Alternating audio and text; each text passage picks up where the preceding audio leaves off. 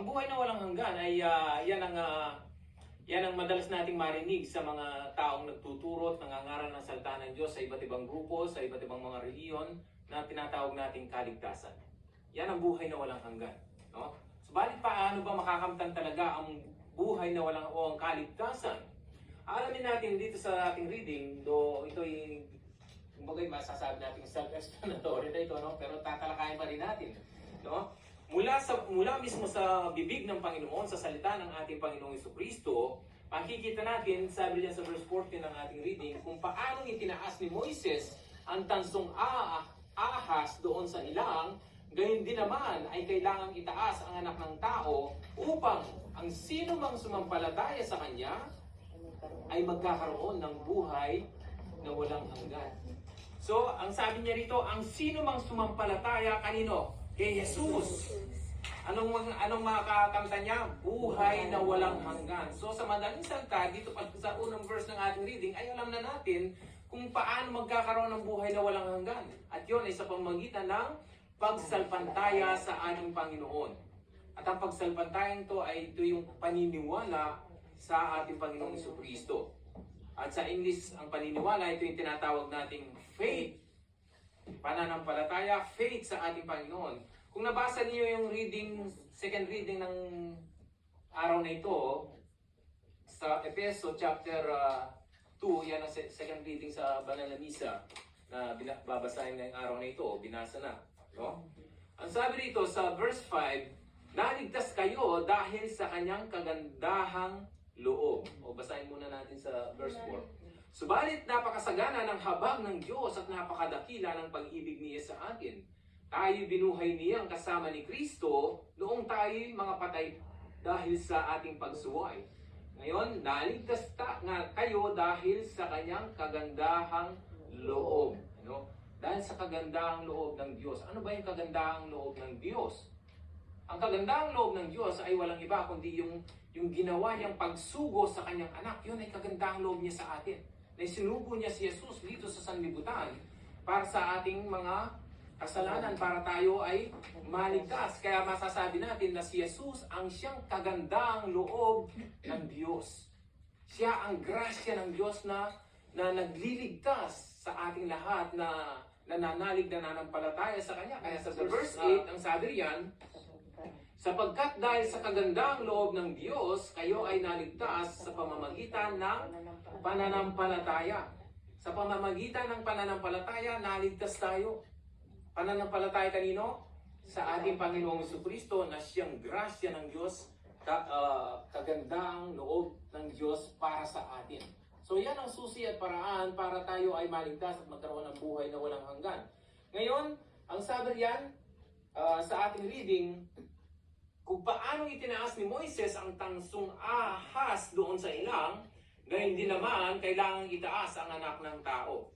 So makikita natin ay parang inalintulad ng ating Panginoong Jesucristo ang kanyang sarili doon sa itinaas ni Moises na ahas na tanso doon sa ilang. Di ba? Inalintulad niya ang kanyang sarili dahil nung mga panahon na yon na nasa ilang sila, nagkasala sila, nag-complain sila kay Moises at sa Diyos dahil sa paikot-ikot sila sa ilang, walang nangyayari. Nagugutom sila. Nagalit sila kay Moises at sa Diyos. At ang Diyos ay nagalit din sa kanila at kaya nagpadala ng maraming ahas at marami sa kanila ang mga natuklaw ng ahas doon at mga namatay sila.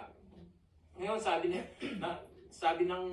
ni Moises sa Diyos, dahil lumapit ang mga tao kay Moises para idalangin sa Diyos na paalis na yung mga ahas na yon. Ang sabi ng Diyos kay Moises, gumawa ka ng tansong ahas at ilagay mo sa isang mahabang kahoy at taas mo upang sa gayon ang sino mang matuklaw ng ahas at tumingin dun sa ahas na tanso ay hindi siya mamamatay kundi mabubuhay siya. Yon ang pangyayari nung time na yon na kung saan ay inalintulad ng ating Panginoon ng Jesucristo ang kanyang sarili doon sa pagtataas ng ahas ni Moises dahil ang ating Panginoong Jesucristo, gayon din naman siya kapag tayo ay nanalig na nampalataya sa Kanya, kahit gaano pa katindi ang kasalanang nagawa mo, na parang kamandag ng ahas na pumapatay sa iyo, physically and spiritually, kahit nakapatay ka pa ng tao, kapag ikaw ay nanalig na ng palataya sa ating Panginoong Kristo ay maliligtas ka at magkakaroon ng buhay na walang hanggan. Kung paano nabuhay yung mga taong nakagat ng ahas sa pagtingin nila dun sa ahas na tanso, ganun din naman tayong mga makasalanan at babad sa kasalanan kapag ka nanalig na ng palataya tayo kay Kristo, ay mabubuhay tayo at magkakaroon ng buhay na walang hanggan. Kahit gaano pang kasalanan ang nagawa mo. Di ba? So ngayon, bakit ginawa ng ating Panginoong Kristo ito? Bakit niya, alam naman niya na siya maghihirap, alam niya na siya mamamatay, no? Bakit siya nagsakripisyo ng ganoon para lamang sa kaligtasan nating lahat? Para sa kaligtasan ng mga tao? Ano ang dahilan bakit siya nagsakripisyo ng ganoon para sa ating kaligtasan? Ang sabi sa ating reading sa verse 16, sapagkat gayon na lamang ang pag-ibig ng Diyos sa sangkatauhan, kaya ibinigay niya ang kanyang kaisa-isang anak upang ang sino mang sumampalataya sa kanya ay hindi mapahamak kundi magkaroon ng buhay na walang hanggan. Ang dahilan kung bakit nagsakripisyo nga ang ating Panginoon Kristo is because of love and obedience. Dahil sa pag-ibig ng Diyos, ibinigay niya ang kanyang anak at sumunod naman ang ating Panginoong Kristo. Dalawang bagay yun. Love ng Panginoon at obedience ng ating Panginoong Kristo. No? Kung kaya siya nagsakripisyo. Dahil matindi ang pag-ibig ng Diyos sa sanlibutan. Pag-ibig ang dahilan ba kung kaya si Jesus ay bumaba siya at nagsakripisyo dito sa sanlibutan ito. Di ba? Ang pag-ibig ng Diyos, sabi rin, sapagkat gayon na lamang. Sa English, anong sabi sa English? For God so loved the world. So love. Pagka sinabing so love, ibig sabihin talagang mahal na mahal. Di ba? So love. Ganon.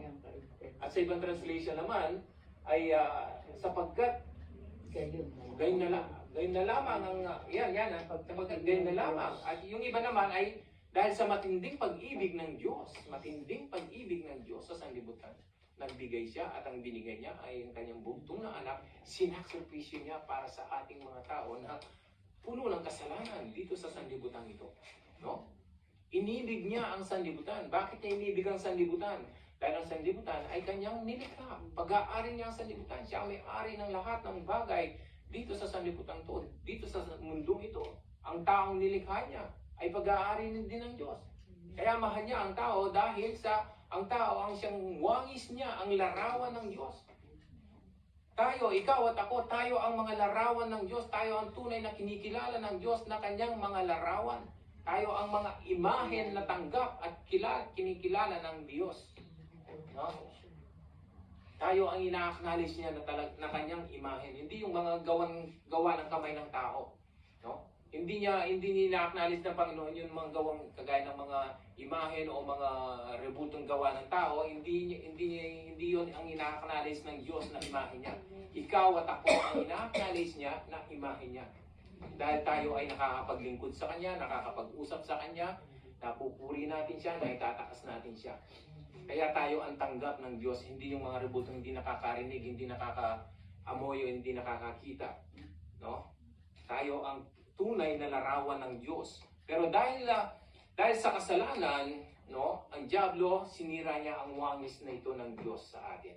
Sinira niya ang larawan na ito na sa atin. Kaya ito ang misyon ng Panginoon, ang pagdating ni Jesus dito sa sanlibutan ito ay to restore us. To restore the broken image of God na nasa atin. Diba? Yun ang isang misyon ng ating Panginoon. Nais niya na manumbalik ang imahen, ma-restore yung image ng Diyos na nasa atin. At para tayo ay maligtas. Yun ang naging misyon ng ating Panginoong Kristo. Kaya pag-ibig ang source, pag-ibig ang simula para tayo ay magkaroon ng buhay na walang hanggan at kung bakit nagsakripisyo ang ating Panginoong Kristo. No? For God so loved the world that He gave His only begotten Son. At ang sino mang manampalataya sa Kanya ay hindi mapapahamak, sabi niya sa ating reading, kundi magkakaroon ng buhay na walang hanggan. No? Doon ang Diyos ay nais niya na ang lahat ng tao ay maligtas, subalit yaon lamang na mananampalataya sa kanyang anak ang maliligtas. Gusto niya lahat ng tao maligtas, pero sabi niya, ang sino mang sumampalataya sa kanya, ibig sabihin, in-expect na ng Panginoon na merong hindi. Merong hindi sasampalataya. Kaya ang sino mang sasampalataya sa kanya ay hindi mapapahamak. Sa halip ay magkakaroon ng buhay na walang hanggan. No? Kaya hindi lahat ng tao ay sabihin natin maliligtas. No? Yaon lamang maniniwala sa kanya regardless of their religious affiliation. Sabi nga, no? Kahit ano pang reliyon meron ka, kahit ano pang race mo, no? O kahit wala kang reliyon ay pwede kang maligtas basta ikaw ay nanalig na ng palataya sa ating Panginoong Jesucristo. Kala kayo doon? No? Yan ang tunay na grasya ng Diyos. Yan ay para sa lahat. Lahat ng tao, may reliyon man o wala, ano man ang race nila, ano man ang status nila sa buhay, ay pwede silang maligtas. Yan ang kagandahang loob ng Diyos. Yan ang grasya ng Diyos sa ating lahat. Amen? Amen. At sa verse 17, ano sabi riyan? Isinugo ng Diyos ang kanyang anak, hindi upang atulang maparusahan ang mga tao, kundi upang iligtas ang mga ito sa pamamagitan niya. Sabi niya, isinugo siya upang hindi atulan. So sa madaling salita, ang pagdating ng ating Panginoong Jesucristo dito sa sanlibutan ito ay panahon ng pagliligtas hanggang sa muling pagbabalik niya. Nung dumating siya noon hanggang sa second coming niya ay panahon ng pagliligtas ito. Diba? Kaya hindi siya, sabi yan, hindi niya inatulang maparusahan ang mga tao kundi iligtas ang mga ito sa pamamagitan niya. At sa verse 18, hindi naatulang maparusahan ang sumasampalataya sa anak, ngunit hinatulan na ang hindi sumampalataya sapagkat hindi siya sumasampalataya sa kaisa-isang anak ng Diyos. So ibig sabihin nito, ang sino mang sumampalataya at sumasampalataya sa ating Panginoong Jesucristo ay hindi nakahatulan sa huling araw. Sa huling last judgment, ika nga. Hindi nakahatulan. Kaya masasabi natin na ang taong hindi nakahatulan, kapag ka namatay siya ay pupunta na siya sa langit. Wala kayo doon? Hindi na siya maghihintay pa ng kagaya ng sinasabi at tinuturo ng iba na mananatili muna sila sa libingan ng mga patay at ihintayin nila yung huling yung last judgment, saka pa sila pupunta sa langit. No, hindi. Matagal. Hindi.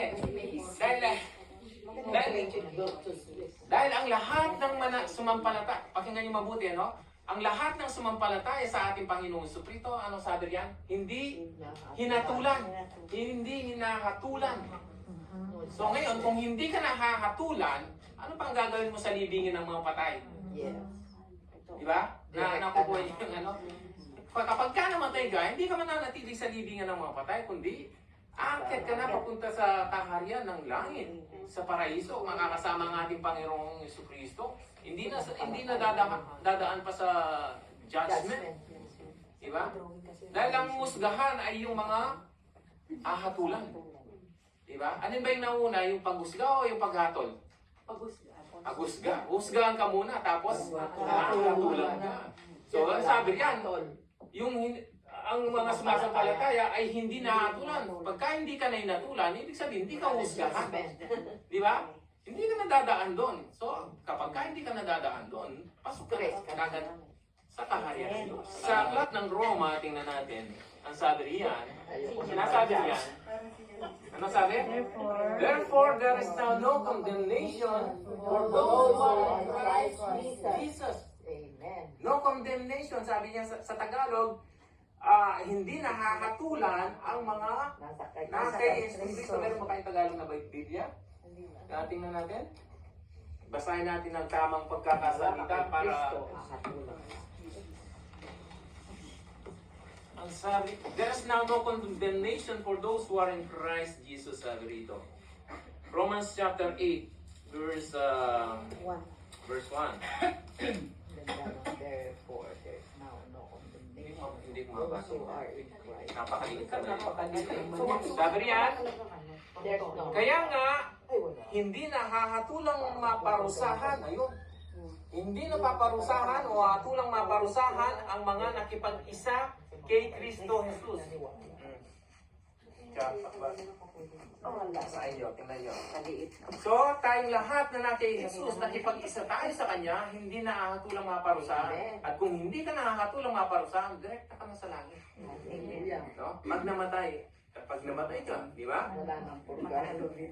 So, hindi ka mananatili sa daigdig ng mga patay. Yes. Dahil na kay Kristo ka eh. Lahat ng na kay Kristo at kaysa ni Kristo, Wala nang hasunod. susunod sa Kanya.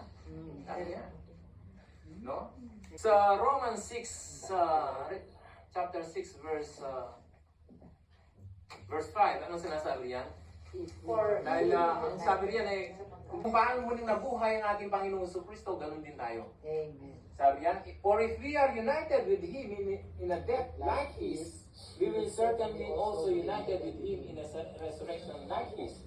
Sa Tagalog, sapagkat kung nakasama tayo ni Kristo sa isang kamatayan katulad ng kanyang kamatayan, tiyak na tayo makakasama ni niya sa muling pagkabuhay katulad ng Pagkabuhay. Amen. pagkabuhay. Dahil nung namatay si Kristo, nakasamang namatay, nalibing din tayo yung mga kasalanan natin. Amen. Kaya yung pagkamatay niya at muling kapagkabuhay ay yung paninibagong buhay natin. No? Nagkaroon tayo ng panibagong buhay noon. Nakasama tayo, kaya sinasabi sa banal na kasulatan na tayo nakasama sa kanyang kamatayan. At tiyak na tayo ay makakasama rin niya sa muling pagkabuhay katulad, no? Katulad ng paano ba yung muling pagkabuhay ng ating Panginoong Jesucristo? No? Mabubuhay tayong muli tulad ng kanyang muling pagkabuhay. Paano ba muling nabuhay ang ating Panginoon? After 3 days, nabuhay siya. Di ba? Nabuhay siya. So sa madaling salita, kung matutulad tayo sa muling pagkabuhay niya, after 3 days, bubuhayin din tayo ng Panginoon. Tayo na kaisa niya, tayo na nasa Kanya. Pero yung wala sa Kanya, at namuhay sa kasalanan, mananatili sila sa doon sila maghihintay sa daigdig ng mga patay. Yun lamang, mga na kay Kristo at kaysa ni Kristo ang siyang pag namatay pupunta sa kanyang kaharian. No? Minsan, ang sabi ng ating Panginoon sa Kristo kay Marta, ito, magbibigay liwanag din sa atin ito. Sa John chapter 11, nung namatay si Lazaro, sinalubong ni Marta ang ating Panginoong Kristo at ang sabi ni Marta, sabi niya, Lord, sabi niya, if you had been here, my brother would not have died. But even now, I know that whatever you ask of God, God will give you, sabi niya.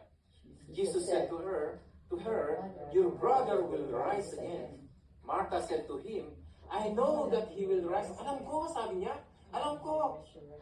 Magre-resurrect siya muli, sabi niya. Kailan? Sabi niya, I know that he will rise again in the resurrection. Kailan daw? At the last day. Yun ang, dahil yun ang paniniwala ng mga Hudyo at yun ang, maaaring yun ang itinuro ng ating Panginoong Jesucristo that in the last day, magre-resurrect muli ang lahat ng tao. No? In the last day, magre-resurrect siya, sabi niya. Pero, kailan ba yung last day?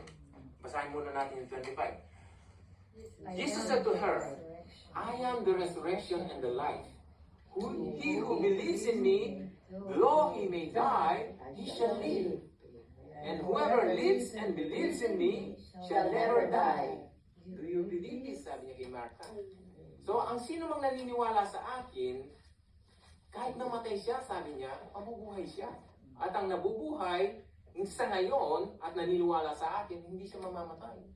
So, ibig sabihin, kung hindi siya mamamatay, dadaan lang, ang mamamatay lang, ay yung katawang lupa at mabubuhay. Dire-diretso siya. Hindi hihinto ang kanyang buhay. Eternal life. Di ba? Kumbaga parang pintuan lang yung pagkamatay ng katawang lupa natin para mabuhay tayo, para magpatuloy ang buhay natin. Di ba? At yun, at ang paniniwala ni Martha ay sa last day mangyayari yun. Pero ang tanong ko, kailan ba yung last day? Kailan ba yung last day na kung saan ay magre-resurrect ang mga lahat ng tao at mga namatay? Tingnan natin sa aklat ng Gawa, chapter 2, verse 17. Sabi riyan, And it came to pass, ito yung panahon na kung si Apostol Pedro ay nangaral siya matapos ng mababa sa kanila ang banal na Espiritu sa araw ng Pentecost. Di ba? Araw ng Pentecost, bumaba ang banal na spirito na parang bilang apoy sa bawat isa sa kanila.